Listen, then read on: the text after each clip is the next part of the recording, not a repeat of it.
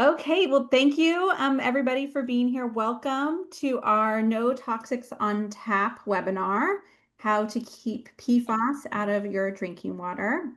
My name is Jen Engstrom, and I am the director of CalPERG and the CalPERG Education Fund, which is the California affiliate of the US PERG Education Fund. And I'm going to kick us off today. I want to start by thanking you all for joining us to learn more about toxic forever chemicals and how you can protect your water and your home from this harmful class of chemicals. We're excited to bring together experts in toxic chemicals and in consumer protection to provide you with critical information on how to protect your family and how you could take action to help reduce the presence of PFAS in our environment. I'm going to actually stop sharing my slides so you can see our lovely presenters, and I'll start by just introducing everyone who is going to be presenting today. So we have Dr. Arlene Bloom, who is an environmental health scientist, executive director of the Green Science Policy Institute, and research associate in chemistry at UC Berkeley. Her scientific research and policy work has contributed to preventing the use of 6 classes of harmful chemicals in consumer products and building materials, including flame retardants and PFAS. We also have Lauren Kirchner, who is an investigative reporter with Consumer Reports, focusing on product safety. Her investigations have revealed the risks posed by dangerous toys and other children's products, exposed toxins and contaminants in our drinking water, and reported on threats to safe drinking water. And then we have John Rumpler, who is with Environment America and the Environment America Research and Policy Center. He's the Clean Water Director and a senior attorney. He directs the group's efforts to protect rivers, lakes, streams, and drinking water. And his areas of expertise include lead and other toxic threats to drinking water, as well as factory farms and agribusiness pollution and the Clean Water Act. Finally, I want to thank all of our speakers for being here, for taking the time to share their expertise. I also want to thank the groups who have helped to promote this event, A Voice for Choice Advocacy and Maha Mamas. Ensuring that we all have clean drinking water has broad support. It's not a progressive or conservative issue. It's just something we all want for our family. So we're really excited to work with a broad coalition towards a safer, healthier environment. So after we hear from our presenters, we will also open it up to Q&A, so you can note questions that you have throughout. We'll also be sharing a bunch of resources at the end, so I wouldn't stress out too much about taking, all the notes. Feel free to take as many notes as you want, but we'll be sure to share a bunch of links at the end as well, so you have additional resources to take with you. Okay, so let's go ahead and get started, and I'm going to hand things over to Arlene. We'll hope that it all works. Aha, okay, I think it did. Okay, so I'm going to talk about reducing harm from PFAS. And since Jen asked me to, let's see, to talk a little about my background, I will say that I have always used science to affect change. Here I am an undergraduate collecting volcanic gases and predicting the eruption of a Pacific Northwest volcano, which actually St. Helens erupted not too long afterwards. My advisor was impressed. I did not say a few in geologic time. That was a very lucky guess. Here I am. I led the first first women's expedition to the top of Denali when I was in graduate school. And when I was in postdoc, this led to my current work. I learned that the flame retardant in children's pajamas, something called brominated tris, was 10% of the weight of the fabric, and a child who wore the pajamas had breakdown products in their urine the next day. And the chemical was a mutagen, likely carcinogen. I thought we have to tell the parents of America, and got invited to this mountain, Mount Everest. And that was the second American Everest expedition. We had the whole mountain to ourselves, and I had to decide whether to go climb Mount Everest or to stay behind and tell the parents of America about the toxic flame retardant in their kids' pajamas. And I like to ask the audience, if it's real time, how many of you would do either? But I'll just say that I did both. And while I was climbing the beautiful Khumbu icefall and carrying heavy loads up steep faces, I was writing my paper.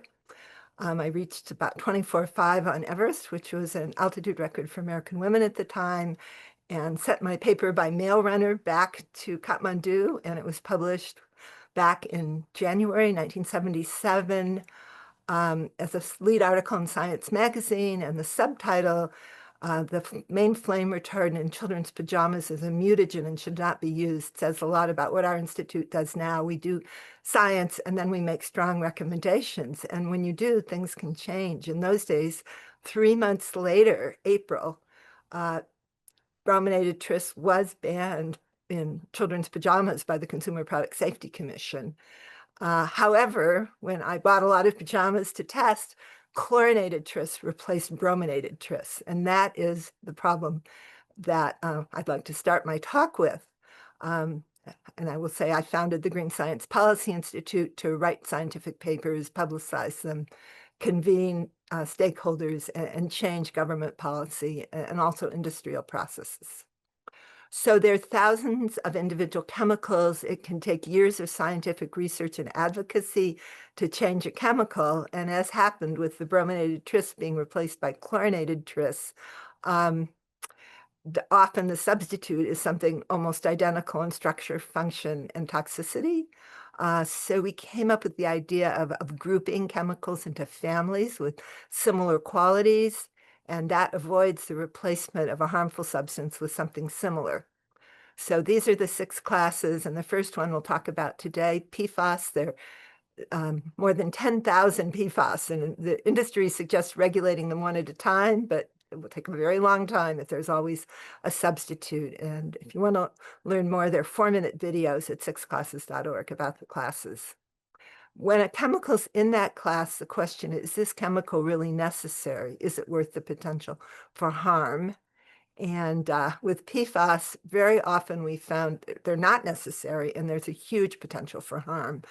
And that's because PFAS, per and polyfluoral substances, means you have fluorine attached to carbon, and the fluorine-carbon bond is perhaps the strongest in the periodic table. It takes the energy of lightning to break that bond, and these chemicals, once they're in the environment, they literally last forever. And all the ones that have been studied have been found to be harmful. So different PFAS, different harm, but they're harmful to many, they cause cancer, immune problems. There's huge scientific literature, harmful to all of our organs, one or the other PFAS. And remember, they stick around forever in the environment and often for a long time in people.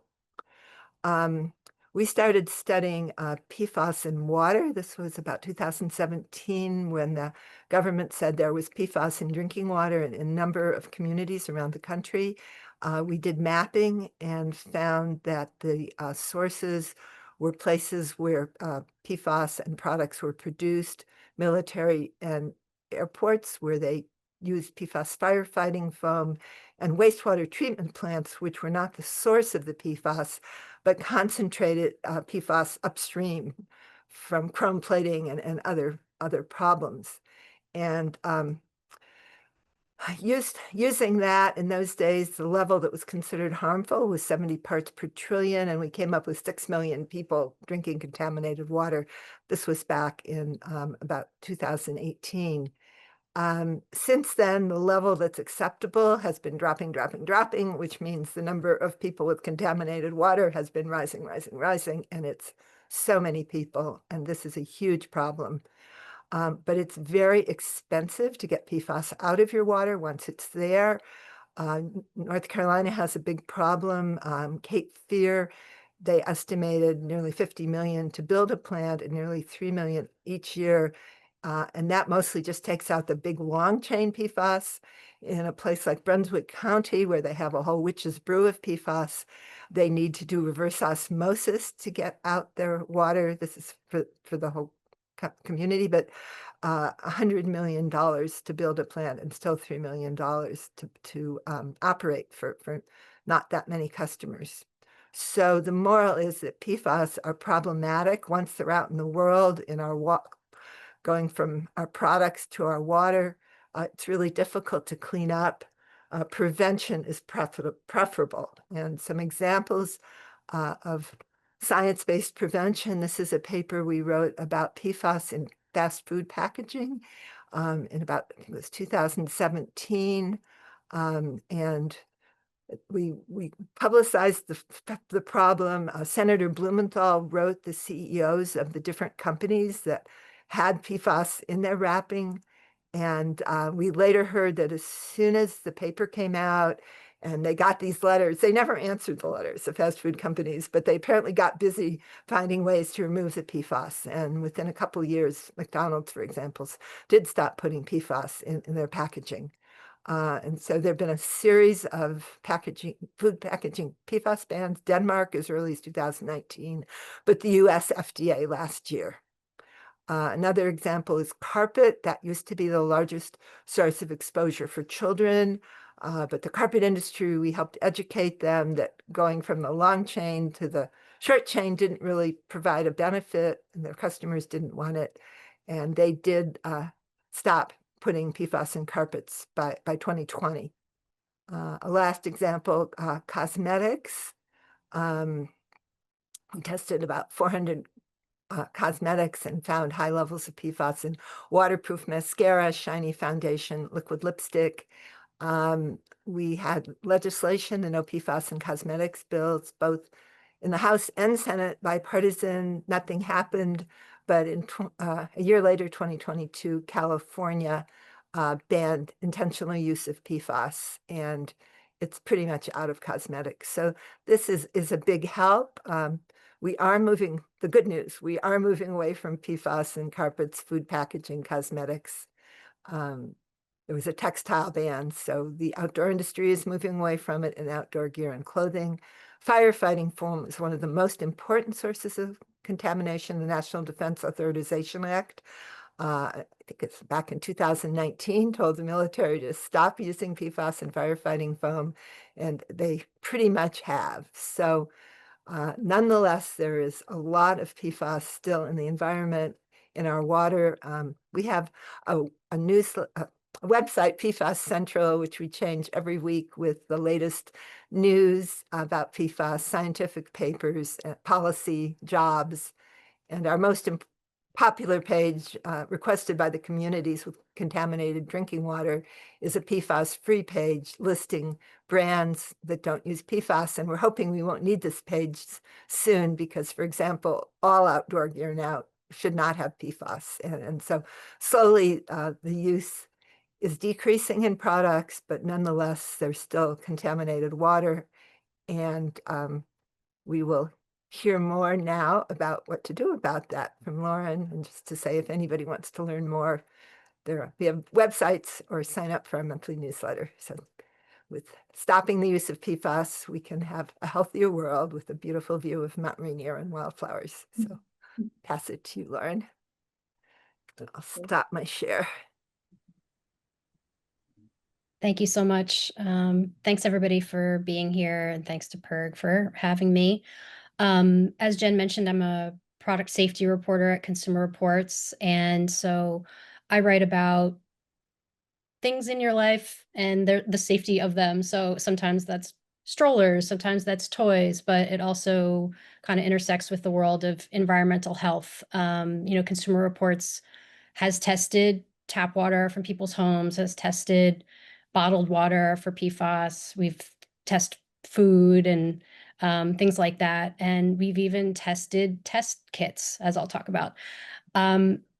So I thought I'd just really bring it to the basics of how do I at home figure out kind of what I'm dealing with? How do I test my water to start to get an idea of what are my risks may be? And then what to do about it and how to shop for a filter if you choose to filter your water.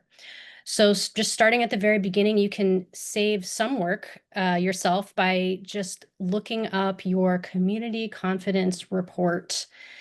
There are some caveats here, but let's say if you are on municipal water and you own your house and pay your own bills, you'll be receiving this in the mail. If you rent an apartment, you'd have to maybe talk to your landlord and find out if they've received it.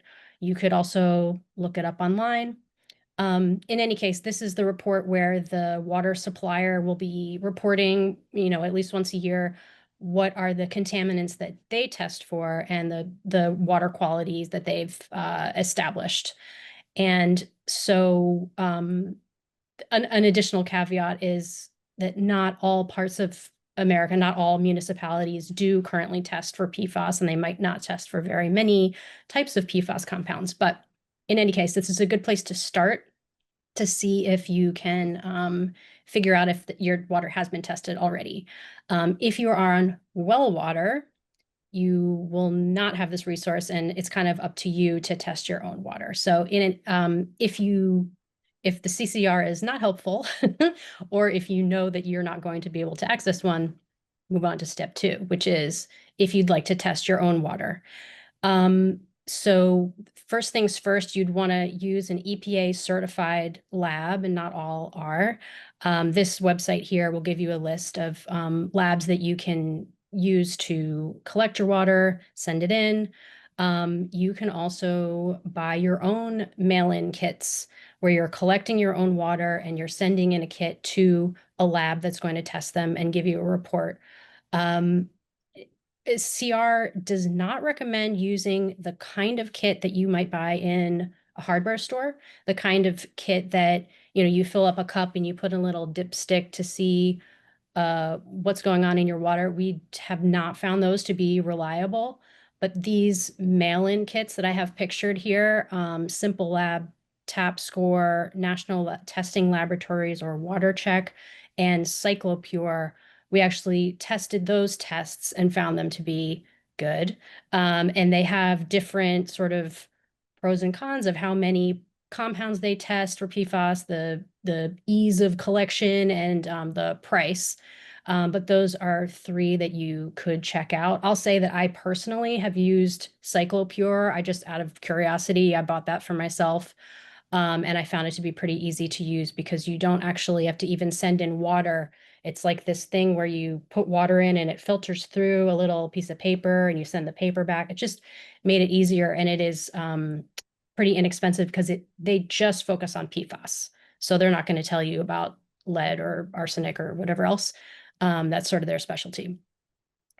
Anywho, let's see. I guess could you go to the next slide, and I'll talk about if you do find some PFAS of concern, you may choose to filter your water. And then your next choice is, how do I want to do this? What type of filter do I want to deal with? Usually, I think when people talk about water filters, they think of the ones on the top left, the water pitcher things that you fill up and keep in your fridge, but there's actually a lot of different types of filters. And they all have pros and cons of ease of use, cost, how often you have to change them up, and kind of how thorough your filtration is. If you happen to know that you have a big problem with contaminated water, you might go for a reverse osmosis water filter that you'll have to get sort of professionally installed and is more expensive, but is more powerful, more thorough than this type of a pitcher or a faucet thingy that you buy at the store. So if you can go to the next slide. In order to figure out what type of filtration system that might be good for you, I'm going to put up this link, the buying guide that Consumer Reports has here.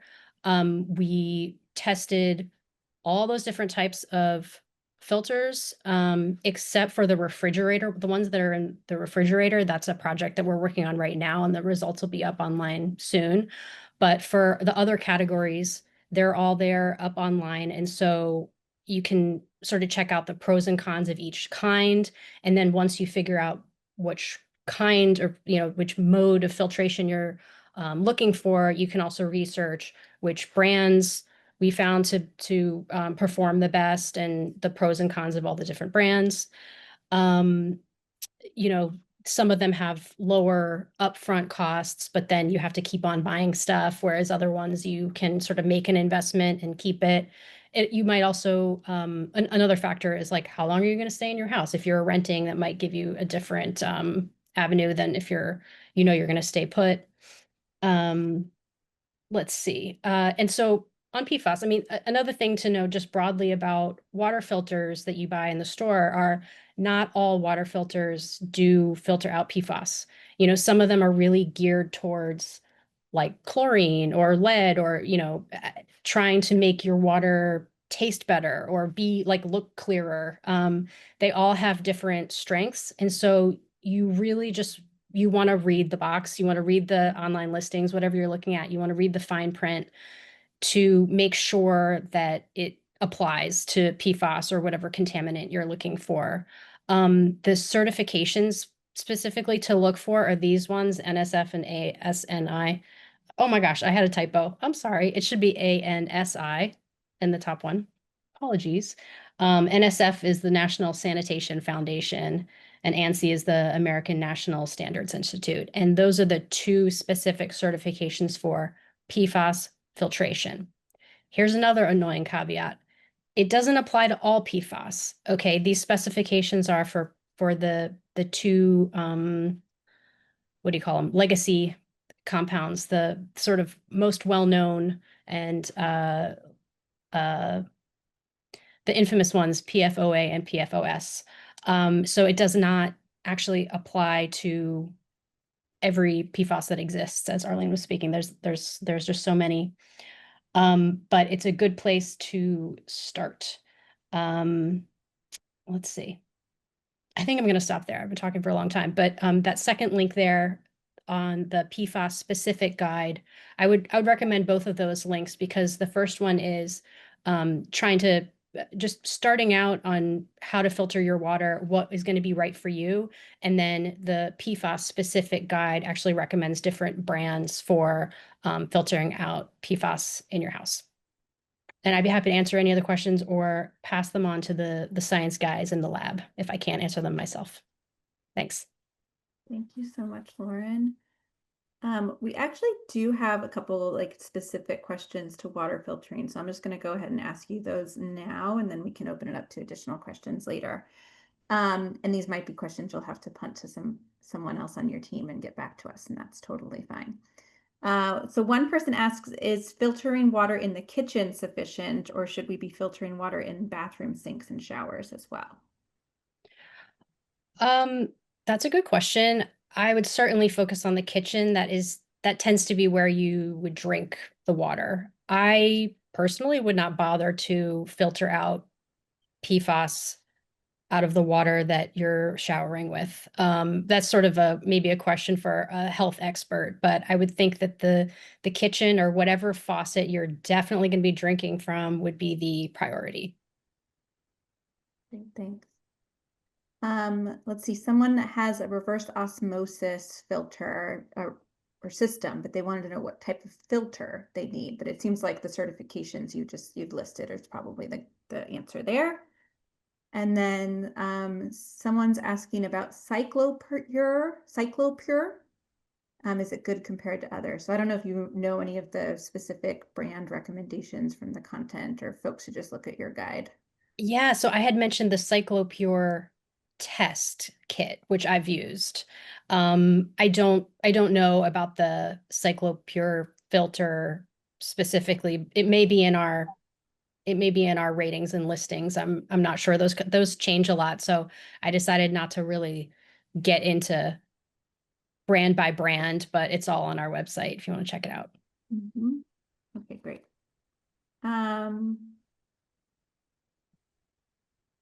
Oh, someone wants to know if you would mind sharing what you use in your own house. Um, I don't I don't filter my water. I uh I don't know if people are going to gasp to hear that. I tested my water myself and I looked up my CCR. I live in New York City, which has really great water, and I just made the decision that I think we're okay. Yeah, seems like testing first so you can potentially save a bunch of money is a good way to go too. Yeah. Um, okay, so there's a couple other questions here about like I have this one, I have this one, is this good? So I'm just gonna say folks should just look at the guide because I think that will answer all of those questions rather than answer a bunch of questions on specific brands because I think that the guide will help folks. And then, John, did you have a question or an answer for Yeah, I Phil? was just going to say, I think, everything, all the super helpful information from Lauren about if people are going to do a test, getting a reliable one that's going to work. I just had a note of caution about the CCRs though, because water utilities are not really eager to tell you that the water that they're providing you may have contaminants in it that could harm your health. So just be careful. They might say things like, um, uh, we have detected no PFAS above the current regulatory level. Well, guess what? The federal limits on PFAS do not go into effect until 2027. And as I'll talk about in a minute, there's a chance those will get rolled back. So, you know what I mean? So a statement like, if you see something in your CCR that says there's no PFAS exceeding current federal levels, that's like a meaningless statement. People should just, as they're reading their consumer confidence reports from their water utilities, they should just read them with a somewhat skeptical eye to make sure that there's not information that's being omitted. That's a really good point. Yeah. It's like reading the report will tell you if you do have a problem, but it won't necessarily tell you that you don't have a problem, kind of thing. And yeah, not all municipalities are even testing, and it might not be clear from the language in the report that they're not testing. It could be just that we don't know that we have a problem, kind of thing. Okay, I've got two more kind of general questions that I'm going to just ask you now, and then we'll move on. Someone wants to know about distilling water. Does that remove PFAS? I don't know if anyone on here knows the answer to that. I don't believe so, And but then please correct me if I'm wrong, scientists on the call.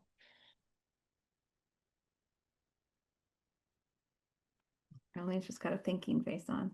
Arlene, you're muted if you're noodling on it. I don't know, but it would seem to me that PFAS are big, heavy molecules, and that when you distill water, it becomes a gas vapor and condenses. So without knowing anything, I would think it would reduce, most toxins, but it's not a very practical solution. Because, the light water molecules go in the air and then they condense. And I don't know. So that was maybe not helpful, but I was also not helpful. I want to defer to you. to be not helpful. Okay. Okay, great. Okay, thank you so much, Lauren. We'll have more opportunity for folks to ask additional questions at the end, but we will continue. And I'm gonna remove Lauren's spotlight. There we go. And spotlight myself. Okay, great. So as you know, we've already addressed here, getting PFAS, out of consumer products is really critical to avoid getting the chemical into our drinking water in the first place.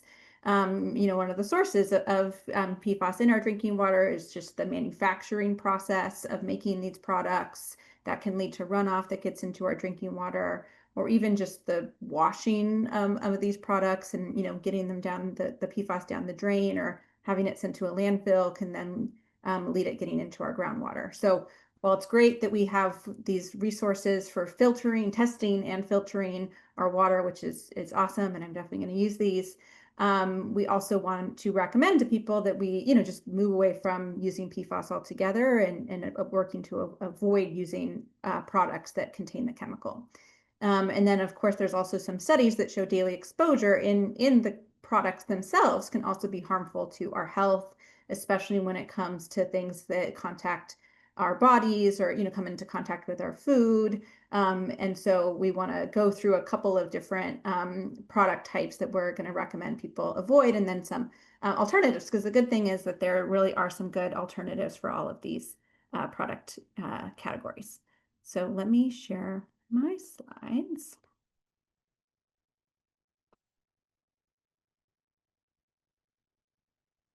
Okay, so the first one, and I'll go through all of this pretty quickly. And again, we've got lots of guides and tools that I'll hand folks, send to people at the end. Cookware. So nonstick pans can be coated with PTFE, commonly known as Teflon, which is a type of PFAS.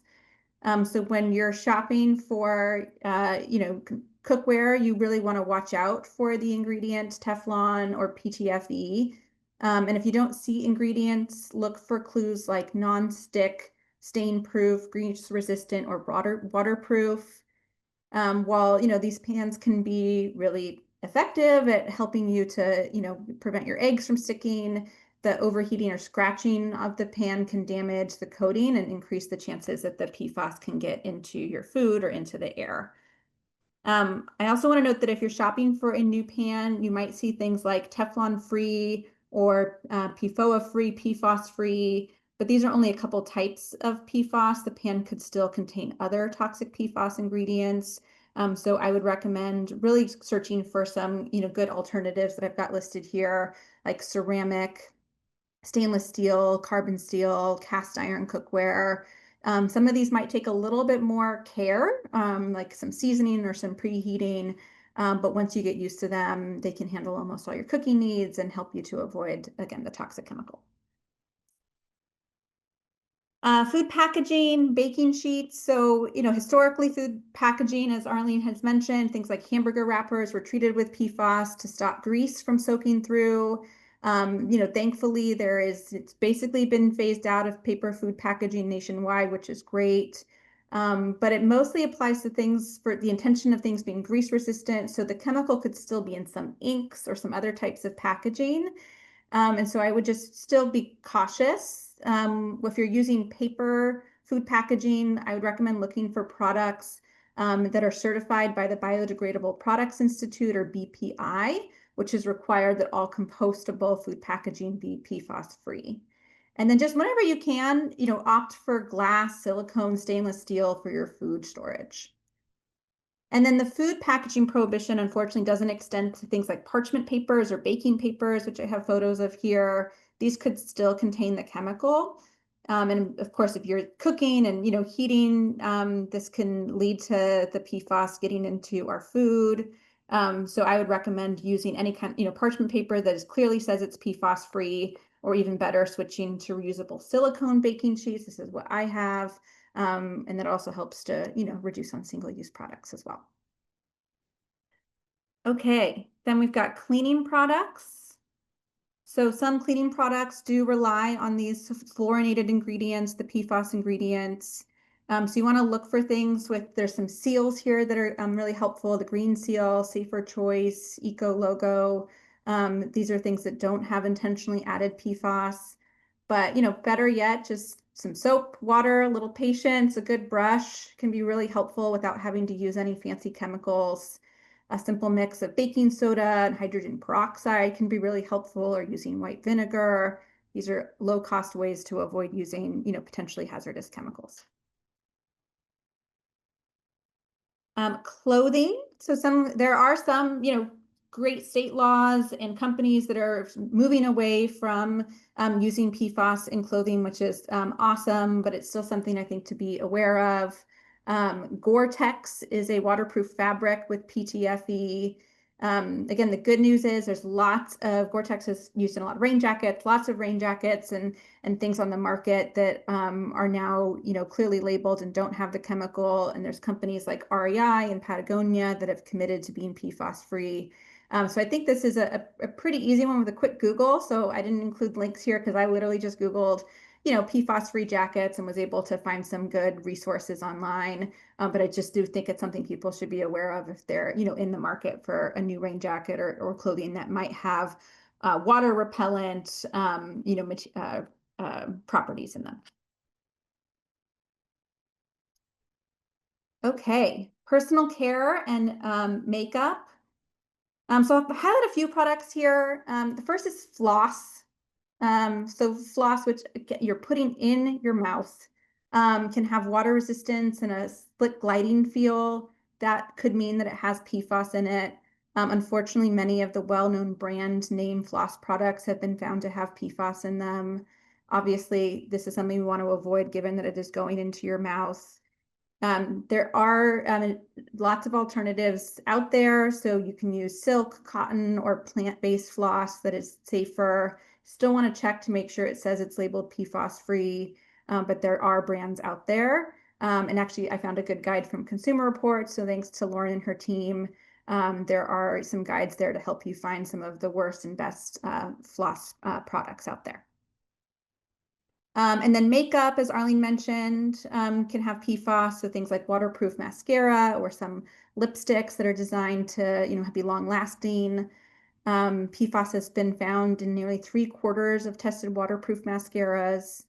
Good news is that compared to other products, makeup often lists the ingredients, so you can just do a quick label check to make sure that it doesn't have PFAS. You want to look for things like perfluoro or polyfluoro or just fluoro. They might not just say PFAS, but they might have some of those terms in there, which indicates that there is some PFAS. And then in general, I'd recommend avoiding waterproof formulas or things that are advertised as long lasting. And then the makeup industry's been making the shift, which is great. So there are a lot of clean cosmetics companies out there. And then I just want to highlight the Environmental Working Group has a great database called Skin Deep, where you can search particular products and see their safety rating from the organization, which has been really helpful. That's what I use when I'm buying new products. Okay, and then finally, I've got an 11-month at home. This is Elliot. So I had to go through this research recently, which is just notes on children's products. So any products identified as stain resistant or waterproof can have PFAS. So that can mean, mattresses, pillow covers, or bibs, carpets or rugs maybe that you got for the nursery. These are things you want to be conscious of. There's lots of, or several third-party certifications out there that I've listed here that you can look for, especially for kind of the bigger products. So I looked for these certifications when I was buying things for Elliot, like a car seat, a mattress, a rug for his nursery. And then my tip for smaller products, things like diapers, wipes, bibs, is I just found a brand that I trusted that I know doesn't use PFAS, and that way I could just kind of keep going back to that brand without having to continuously do the research every single time I needed to buy something.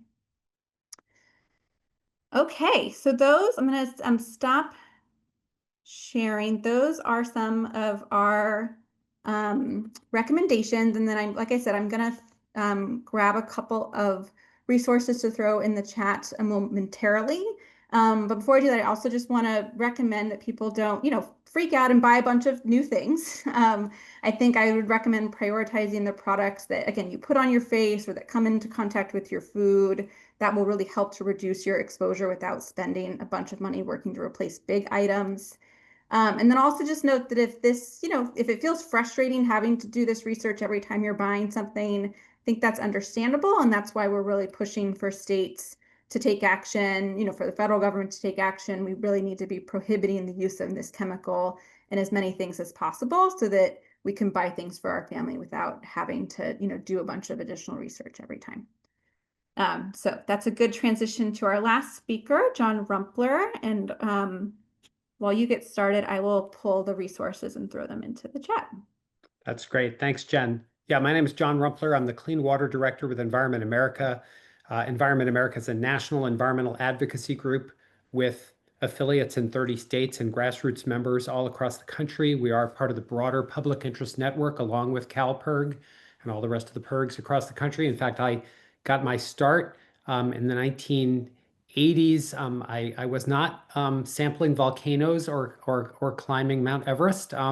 But I was a mass PIRG student activist in the 1980s at Tufts University with 2 clipboards in my hand in Harvard Square to get a question on the ballot to force the state to identify and clean up the 4,000 estimated hazardous waste sites here in Massachusetts, which then led to a whole bunch of other toxics reforms, passing one of the first toxics use reduction laws in the country here in Massachusetts. And our network worked on similar laws in New Jersey and Oregon.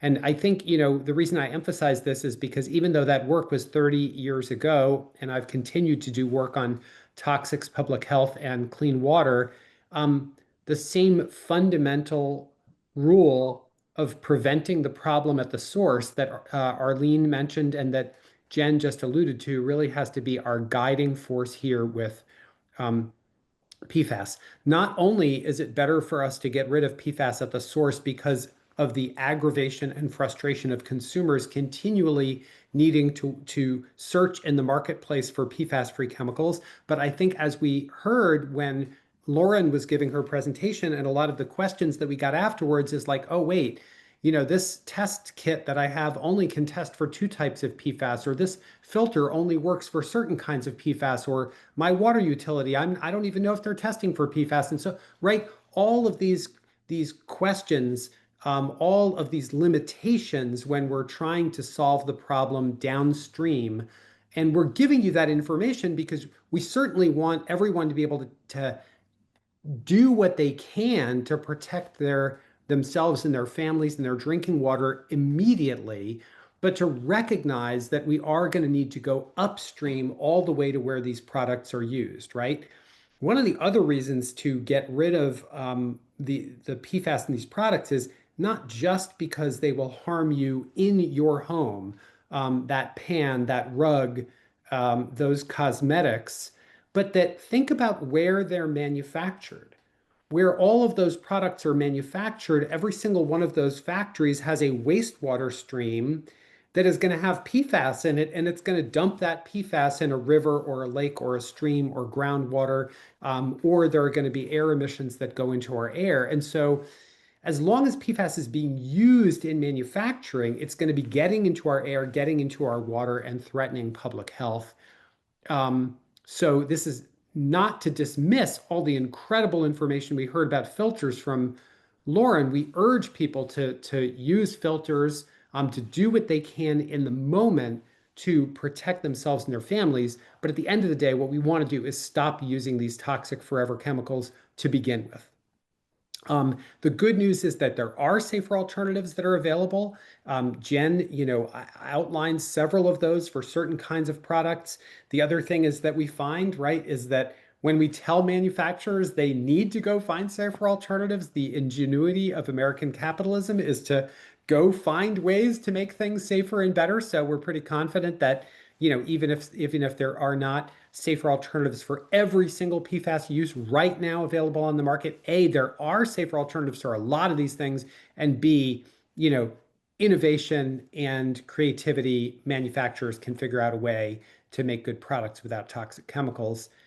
So I think that's where we're starting. The good news is that states are starting to phase out and ban the use of PFAS, whether it's in California or Maine or Michigan or Minnesota and many other states. There's a bill pending here in Massachusetts as well to stop the use of PFAS in a wide range of products. That's probably the most important thing we can be doing, is to stop the use of PFAS chemicals. It would be great if we could get EPA or Congress to do that federally. I think, just to reflect on the political reality that even when the Democrats controlled Congress and Biden or Obama, or pick your choice of whoever was in office, we could not get federal legislation that would phase out PFAS. We just need to keep building the political will for that to happen. A lot of that is happening in the states. The more action there is at the state level, the better. But we have been able to see some progress at the federal level. I want to talk about some of that progress and some places where that progress is at risk, and then end with an opportunity for each of us to take action on that front. As Dr. Blum pointed out earlier on, one of the most prominent ways that PFAS is getting into our drinking water is firefighting foam, not just when there are real fires, but on military bases and airports and other places. Every time they train the firefighting folks on how they spray a lot of the foam in training exercises as well. It gets on the ground, then it rains, and then the runoff takes that firefighting foam with PFAS, runs it into the groundwater, into rivers, lakes, and streams, etc. There are literally hundreds of military bases with known or suspected PFAS contamination, either of the water on base or contaminating water supplies of nearby surrounding communities. And that's why one of the most important things that we were able to convince Congress to do in the 2019 National Defense Authorization Act was to order the Pentagon to phase out the use of PFAS in this firefighting foam. I think, as Arlene indicated, that phase out is underway, so that is good. Although I'll have a caveat to that at the end. A second thing that a little bit more recently we were able to finally convince EPA to at least set limits on drinking water for at least 5 different types or mixtures of PFAS. Again, there are thousands of types of PFAS. Very, very difficult for EPA to defensively set limits for every single type of PFAS, even though we know that's what should be done in the name of public health. I think EPA was afraid that the current law would open them up to a lot of lawsuits, so they just did the 6 where they felt that they were most defensible. I'm not saying they couldn't have done more or shouldn't have done more, but if people are wondering why did they only do 6, I think to be generous to the Biden administration's EPA, we could say that's where they felt they could defend those standards the best. So there are 6 standards that are going into effect or are supposed to go into effect starting in 2027. Unfortunately, the current administration has indicated its intention to roll back those standards, to delay the drinking water limits for PFOA and PFOS till 2030 or 2031, and to completely rescind the drinking water limits for 4 other types that are currently regulated. That rollback has not yet gone through. If EPA were to try to do that rollback itself, they would have to go through a whole new public comment period and rulemaking process. So instead, what EPA is doing is they're trying to piggyback on an industry lawsuit and get a court to rescind the regulations so that they can basically roll the thing back without having to go through rulemaking. I'll note that the Safe Drinking Water Act actually has an anti-backsliding provision that means it is illegal for EPA to directly weaken a drinking water limit on a toxic substance. So they are trying to get around that, unfortunately. We'll see where that goes. So there are some of these steps of progress that are at risk. But I just want to say there are a couple of other fronts where we're trying to start to address this as well. In addition to phasing out the use in products, in addition to the military firefighting foam, in addition to the drinking water limits, another issue that's really coming into prominence is the use of sewage sludge on farmland. A lot of this sewage sludge, as Arlene indicated earlier, PFAS is concentrated in that waste stream, and then lo and behold, a lot of farmers have been sold on the idea of applying sewage sludge to farmland. You might wonder, why would they do that? Well, sewage has a lot of nutrients in it, has a lot of nitrogen, has a lot of phosphorus. That's exactly what makes things grow. So if somebody is coming to you like a fertilizer company and saying, hey, we've got this stuff for free, do you want to put it on your land? It's understandable why farmers would go, well, sure, you're going to allow me to put free fertilizer on my land. Why wouldn't I do that? Lo and behold, now farmers have found out in many cases that their farmland has been contaminated with PFAS. That's a real danger for the farms. It's a real danger for the farmers and their drinking water, and also potentially downstream drinking water. So some states are starting to take action on that as well. Maine and Maine and Michigan are 2 of the states that have effectively said, look, we're not going to allow that anymore. There's bills being introduced in other places as well, like Oklahoma, to basically ban the application of sewage sludge that has PFAS in it. So there's a lot of places where we are starting to make progress, and yet the chemical industry is fighting back, and other interests are fighting back. So to start with the piece of progress that I highlighted earlier, the military phase out of firefighting foam, there is now in Congress, embedded in the House version of the annual defense reauthorization bill, something that would effectively undo or delay for quite some time the military's phase out of PFAS in firefighting foam. The good news is that the bill in the US Senate that would authorized defense spending does not include that particular rollback. And so right now, even though we know the government is shut down and the House is out of session, behind closed doors, there are still negotiations on Capitol Hill happening around this national defense bill, which is one of these things in Congress they call must pass legislation, right? Because notwithstanding the government shutdown right now, no one in Congress wants the military to just suddenly not have any money. So, it's pretty incumbent on Congress to pass this bill, all of which is by way of saying one of the things that we'll put in the chat is a direct grassroots action for people to tell their senators, stand firm in defending this Pentagon phase out of PFAS containing firefighting foam. It's a huge progress benchmark that we've made. We do not want that to be rolled backward. So that is a thing that is happening in real time right now in Washington, D.C., where we can all make a difference in conserving that important victory to stop the use, an important use and pathway of PFAS in water. So I think I'll end there to say, there is progress that's being made for all the reasons we said. The most important thing we can do is stop using these nasty chemicals in the first place, and then to stop pathways of exposure like sewage sludge and wastewater in treatment plants and on and on.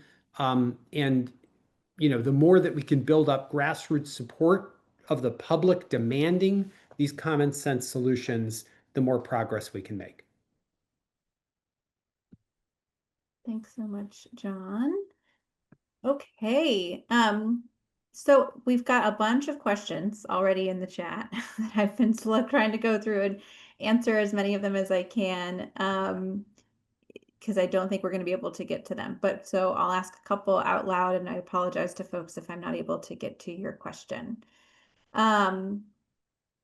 Okay, so one question is just what is the prevalence of PFAS in our food? I mean, we've heard a lot about contamination in our drinking water. What about our food? And then can crops take up PFAS from the soil? I think related to that question around food.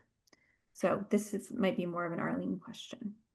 Yes, so crops do take up PFAS. And interestingly enough, when they went from the long chain PFAS used for years and years to the short chain, it turns out the short chain moved faster and you get more short chain in crops than long chain. So fruits, vegetables, if there's PFAS contaminated soil, one of the hugest problems is dairy farms where ends up in milk and cows. It's really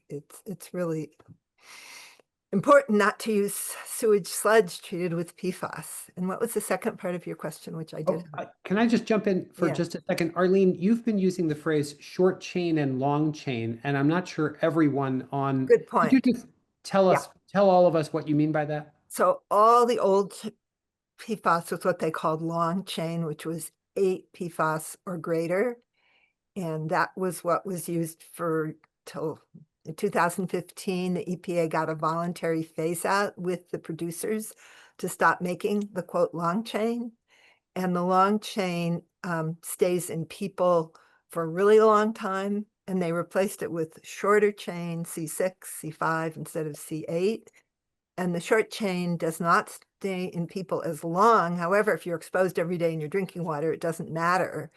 And it turns out to be in some ways more harmful because it's harder to filter. You need to do reverse osmosis if you have the short chain. And there's so many more short chain ones. There were just a couple long chain ones. So it's more problematic. And that was viewed as the solution for a number of years. So, but it's not anymore.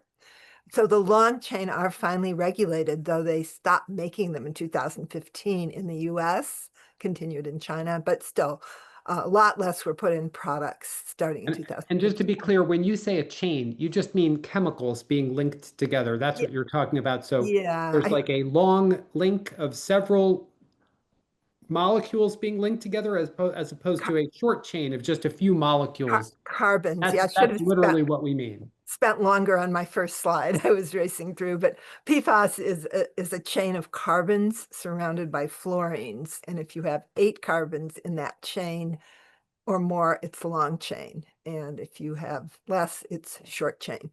Thank you for asking. Very important, John. And So the foods have been tested for PFAS. Ice, for example, just to say I have very high levels of PFAS. I was tested along with somebody who works for me who's 29 and a vegan. She had very low levels. I'm a lot older and I'm a carnivore and I have higher levels.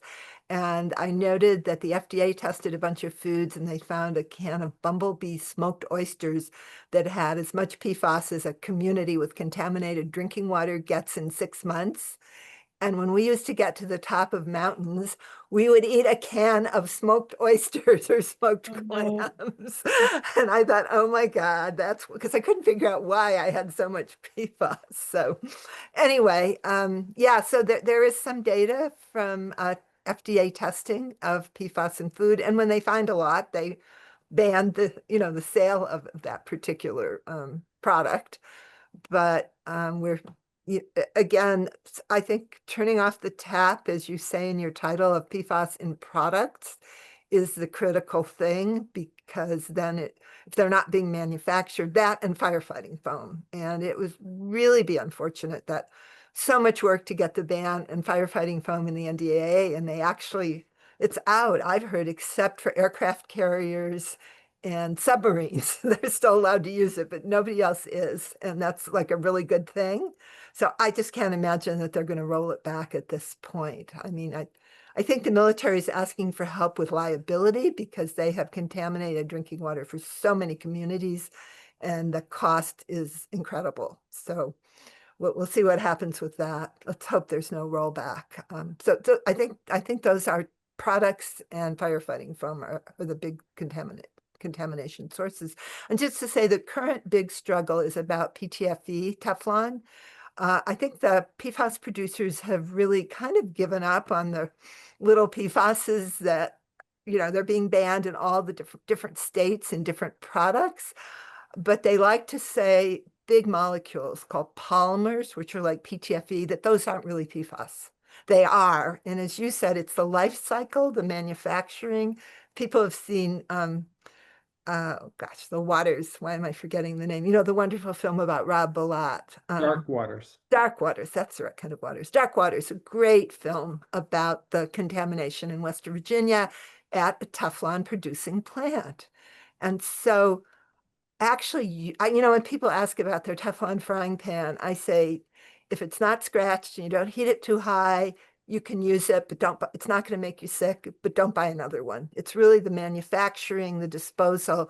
And if there is a scratch or you heat it too high, it can make you sick, and you should never have a bird. People talk about this kills birds who have very sensitive lungs, and parakeets should never be in a room where you cook with Teflon because it can kill them. And people have also had this Teflon fever. So, but treat it, the Teflon pan you find in your Airbnb, if it looks good, I sometimes use it. I don't worry, but don't buy them. The same thing with your Gore-Tex jacket. Don't buy another one, but it's probably not going to make you sick because it's the big molecule. Mhm. Okay, that was maybe more than you asked, but Well, that's helpful. But there were some questions in here about, like, I've heard about this, these are safer, PFAS, and I think that really helped to, address that maybe the use itself might not be as dangerous, but the manufacturing can, really create a contamination in our community. So that's why we want to be using so this. one thing I really think consumers should be aware of is a lot of things are labeled PFOA free, PFOA, that's the long chain. So PFOA has not been made since 2015. Everything's PFOA free. And if they say it's PFOA free, that probably means it has another nasty PFAS hiding under that label. So to me, a label PFOA free is a label saying, do not buy me. And I think that's good for consumers to know. Because why would they say that if they weren't hiding something? Yeah, good point. Okay, we're at time, so unfortunately we weren't able to get to everybody's questions. Though I will note that some folks' questions are, about specific products. So I'll just give some general recommendations to wrap us up, which is one, check out the guides that have been, thrown into the chat, but also these organizations. So if you go to the PIRG website, the Consumer Reports website, the Green Science Policy Institute, you might find additional guides that can be really helpful for you as you're making some purchasing decisions. Again, you want to look for those language when you do see ingredients, anything that's a fluoro, like not just PFOA free, but we really want to be looking for things that don't have any of the class of PFAS. But then really look, the material matters, right? So just no nonstick pans whatsoever, just going for ceramic or stainless steel, I think is an easier way to avoid than trying to find ingredients, because not all products have ingredients listed, so you just have to be thoughtful. And then, yes, I will email the info that has been put into the chat. So we'll send an email after this, both with the recording and with the resources that we've provided so that folks can continue to dive into this. So hopefully this was a good, start to your journey looking for how to avoid PFAS and keep your family safe. There's lots of resources out there. So I'd encourage folks to use those and of course take action to help us pass some policies, because this is going to take more than just what we do at home. Okay, thank you all so much for joining, and thank you again to our speakers for being here. We really appreciate all of your time helping out this community to be safer at home.